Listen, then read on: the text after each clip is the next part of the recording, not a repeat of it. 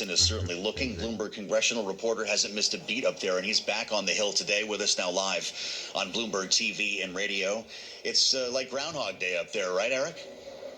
Yeah, it looks to be. It looks like the votes will fail again, barring some last-minute surprise. And, we had a story on the terminal today. The White House is signaling if this Monday vote does go down, they're prepared to announce and unleash a round of mass firings.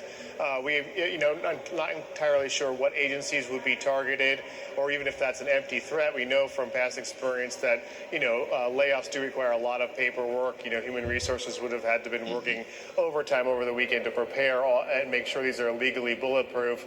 But that could be the big development today if there are mass firings. We're also looking to see if moderates are any closer to some kind of off-ramp for Democrats. I talked to a well-placed source earlier today who said that they're trying to entice just enough Democrats, 5 Democrats, to come over and vote for the stopgap bill by saying, look, we'll pass some of these regular appropriations bills. There's what's called a minibus funding the agricultural, Veterans Affairs, and other departments. We could pass that. Maybe pair the defense bill with the labor, health, and human services bill. That has a big increase for the National Institutes of Health. So that Democrats could say, okay, look, we fought Trump's attempts to cut medical research. So far, that's not getting enough traction. Democrats are still saying, look, we have the larger issue of the Obamacare subsidies, and that has to be addressed in some way, not just a vague promise to deal with it later before we can sign on.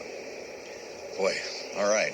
Well, I don't know if we're going to get a layoff announcement here today, but I just wonder about the 2 dates that everyone's looking at, Eric. The 10th is when federal workers start missing a pay cycle. The 15th would be for members of the military.